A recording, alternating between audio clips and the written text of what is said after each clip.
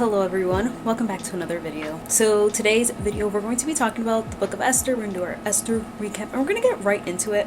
I don't think this one's going to be as long as, it's a pretty short book, 10 chapters, and it's kind of like an historical account. We'll get right into it, and hopefully you guys cannot hear the AC, the air conditioning too much because it's hot. We need it on. I have it as low as it can be on, so yeah. I'll try and speak right into the mic. So, the purpose of the book of Esther is to demonstrate God's love and his sovereignty in all circumstances. There were 3 themes that were discussed in this book that I got from all my Bibles and commentaries, and the first theme is divine providence. God is not mentioned in this book, but even when God is most hidden, he is still working to protect his people, and we see that on how supernaturally provides and protects his people. The second one was human responsibility. The providence of God does not negate the responsibility of people to act with courage and resolve when circumstances require it.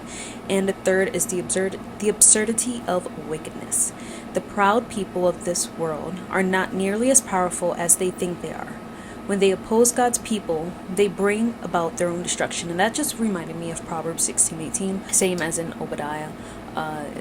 What was the verse? Pride cometh before the fall, and a haughty spirit before destruction, or something like that. And I think that really describes Haman's character.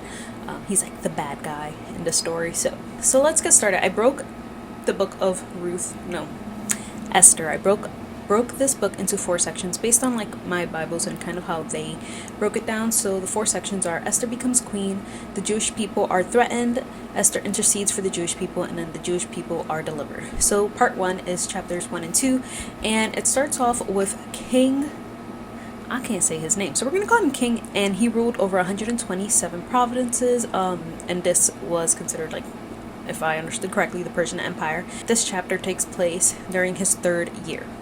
So he held 3 feasts, 1 feast for his officials and servants, which lasted about 180 days. And he was a very proud man, wanted to show off, his glory and his splendor and just all the things that he has did and conquered. And it was all about him. It was the king, whatever his name is, show.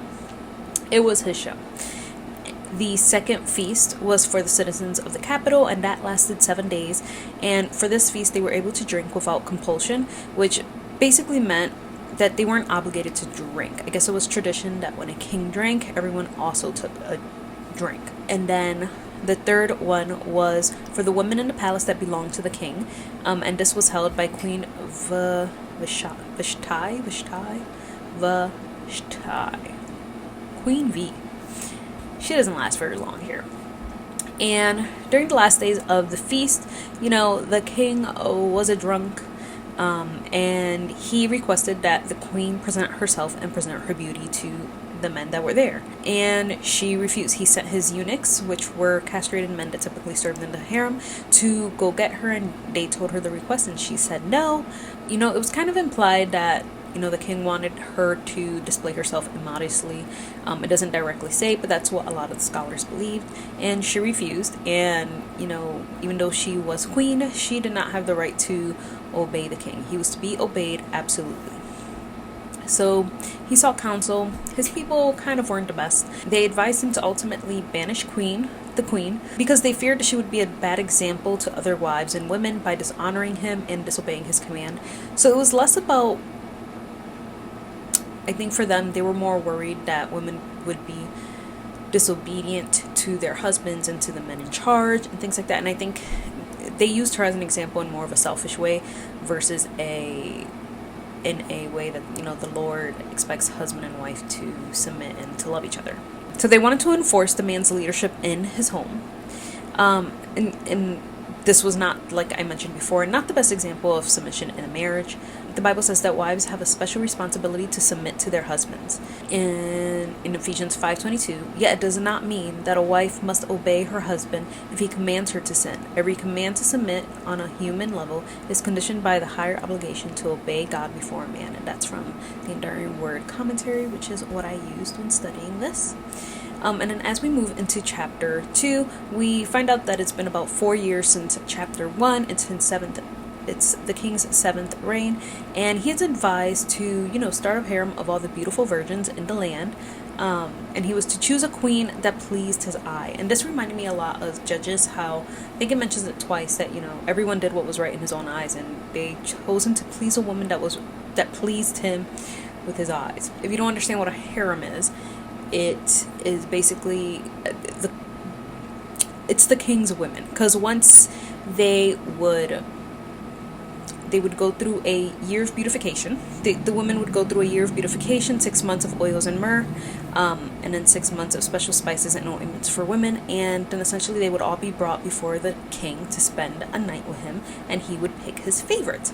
And then after that, they would all be considered the king's women as part of the harem, and they would not be able to get married and leave the palace. They were forever his women. So it's kind of basically living a life. Oh, I have a quote here. It says, as for the others who lost, they were banished to the harem, where they stayed as like a wife or concubine of the king, but they rarely, if ever, saw him afterwards, and they were never free to be married to another man, essentially living as a perpetual widow.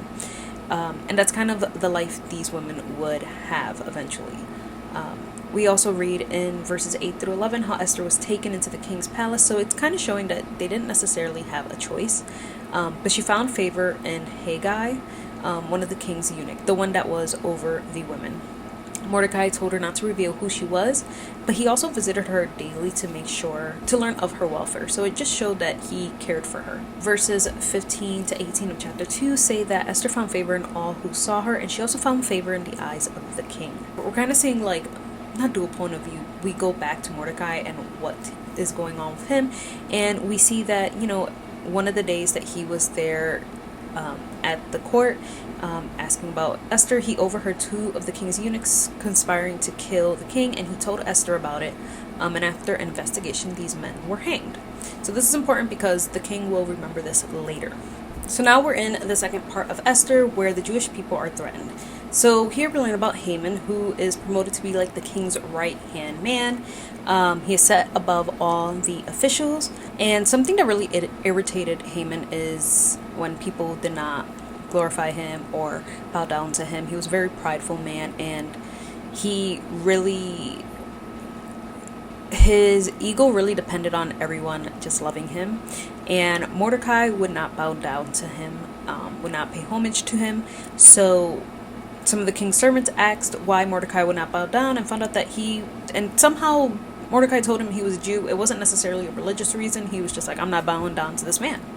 I think it was a moral reason. He knew that Haman wasn't greatest. And I thought it was funny because Mordecai did exactly what he told Esther not to do, and he told people he was a Jew. Haman was in a fury because Mordecai would not bow down, and he made it his mission to not only get Mordecai, but to destroy all the Jewish people in the kingdom.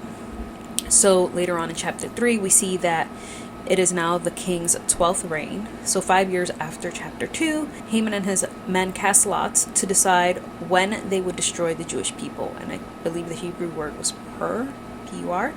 And Haman tells his plot to the king, but leaves out who exactly these people are, and that they don't necessarily... he was kind of giving the king half-truths after he decided what he was going to do to these people.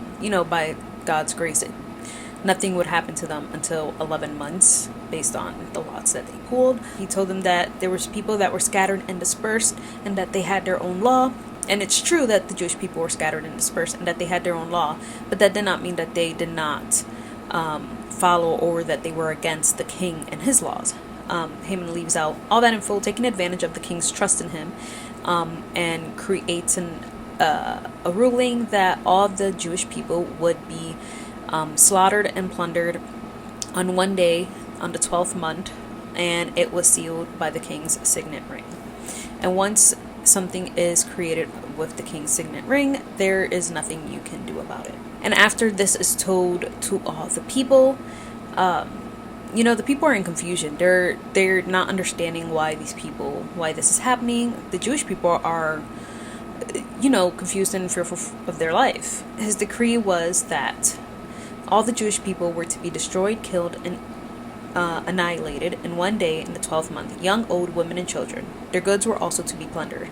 And I think this reminded me really of another example of Genesis 12:3, I will bless those who bless you, and I will curse him who curses you, because you see that into play in Haman's life. So, as we keep going, chapter 4, Mordecai was clothed in sackcloth, and that was a traditional way of expressing grief. And Mordecai tells Esther what happened, and that she was to find favor before the king and on behalf of the Jewish people. Esther knew that she could not see the king unless she had been called, but she responds to Mordecai and tells him that the Jewish people should fast, and that she would also fast for 3 days, and then she would approach the king. I have a quote from Spurgeon here, and it says, "You have been wishing for another position where you could do something for Jesus. Do not wish anything of the kind, but serve him where you are." And that's exactly what Esther was doing.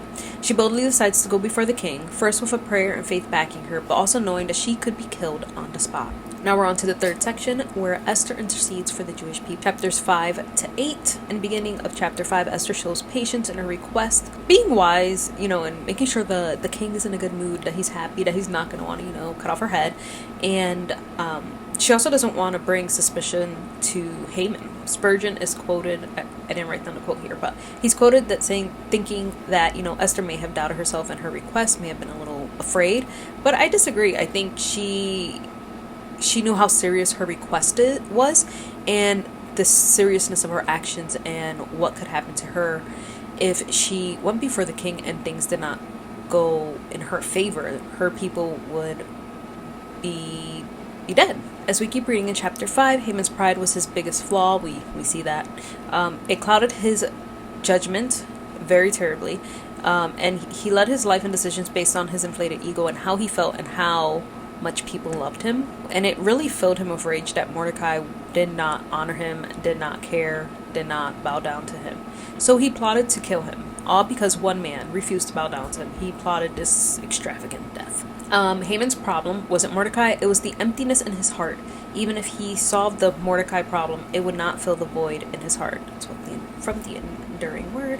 Clark also quotes, "The soul was made for God, and nothing but God can fill it and make it happy."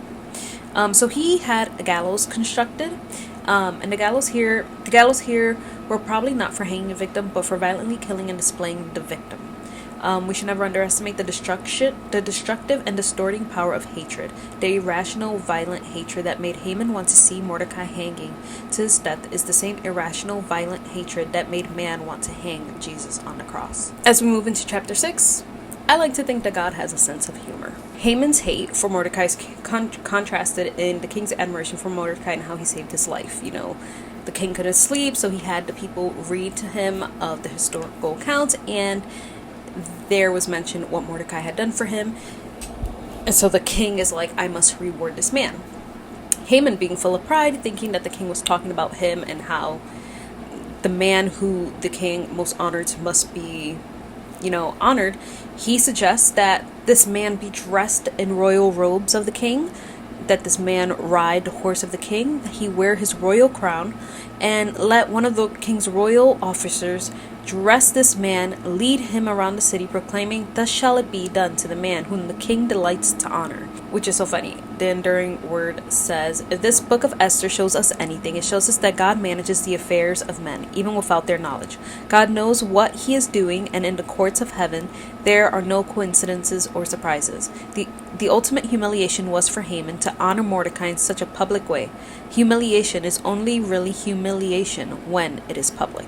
I assume most people knew Haman did not like Mordecai, so I just find this hilarious. Interestingly enough, Haman tells his wife and his friends what happened, and which I think is interesting because, with all the pride, he was willing to share his humiliation, and they could clearly see the foolishness of his plan of the Jewish people, because the Jewish people were being supernaturally protected. In verse 13 it says, "You will not overcome him, Mordecai, but will surely fall before him." Like, he's seeing how all his plans are crumbling and how much the king reveres Mordecai, and how terrible it will be if he actually does, kill Mordecai. Now all the Jewish people will be getting murdered.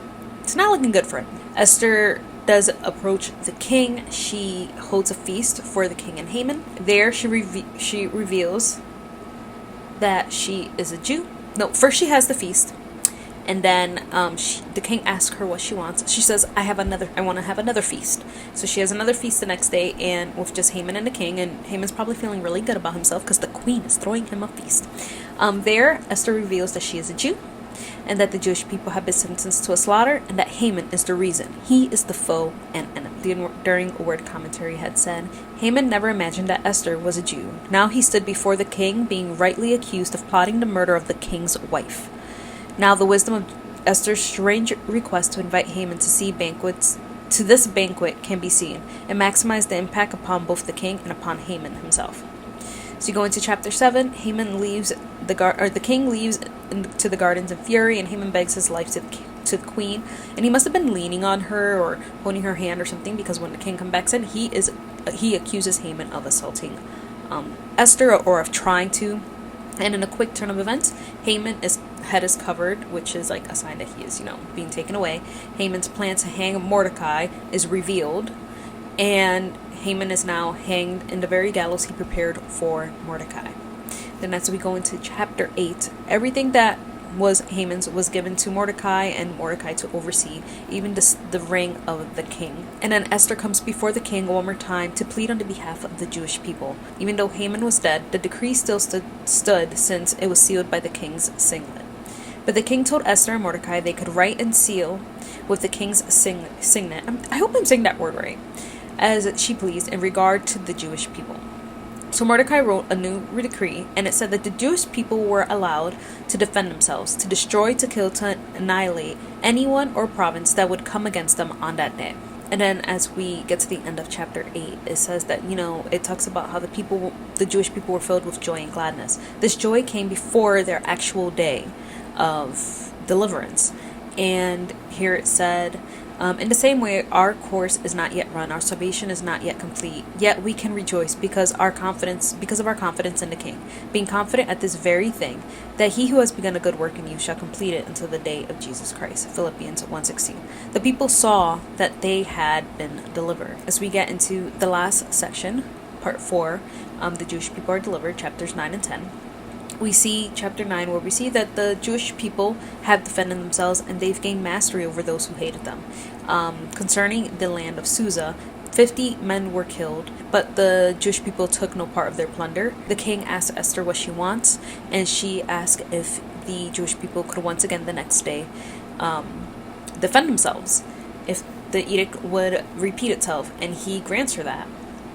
And I think, what did it say? About 300 people were slaughtered. And here in the commentary it had said, many have criticized Esther for this, saying it showed a lack of love towards her enemies. Yet she displayed the same principle found so often in Joshua. She would not settle for less than total victory. It really reminded me of the Israelites when they were going in. They were to bring everything to total destruction to the Lord. They weren't supposed to take any other goods. They were supposed to destroy it. And that's what it reminded me also when they did not plunder these people's things. In total, 75,000 people were killed on those days, and the Jewish people, none of them laid hands on the plunder. Mordecai wrote so the Jewish people would keep the 14th day and the 15th day of the 12th month as a remembrance, per the term used for lots that Haman and his men picked to decide what month, was used in part of the name, Purim. I don't know if I'm saying that right, sorry. And it is actually something that is still celebrated today. I just think it's funny how we get from the beginning to the end where everything Haman literally had became Mordecai's. Mordecai was second to the king. And my Bible relates that to Joseph in Genesis. He became second to Pharaoh. Everything that was done to Mordecai and to the Jewish people, God used it for good and to his glorification. Spurgeon, I'm going to end here with a quote from Spurgeon. It says, "It has been well said that the book of Esther is a record of wonders without a miracle. And therefore, though equally revealing the glory of the Lord, it sets it forth in another fashion from that which is displayed in the overthrow of Pharaoh by miraculous power." I think this book is just a great example of how powerful God is and just how well he protects his people. And it really is, I never really thought of how it relates to the book or to the story of Joseph. And yeah, I learned a lot in Esther and a lot of relations to other Old Testament history, and just, this is still God's people. These are still the These are still the Israelites that we are reading about, just in a different context. And yeah, I really enjoyed this. I'm so happy I finally got this up for you guys. And I will see you guys in my next video. Not really sure where that's going to be, but yeah.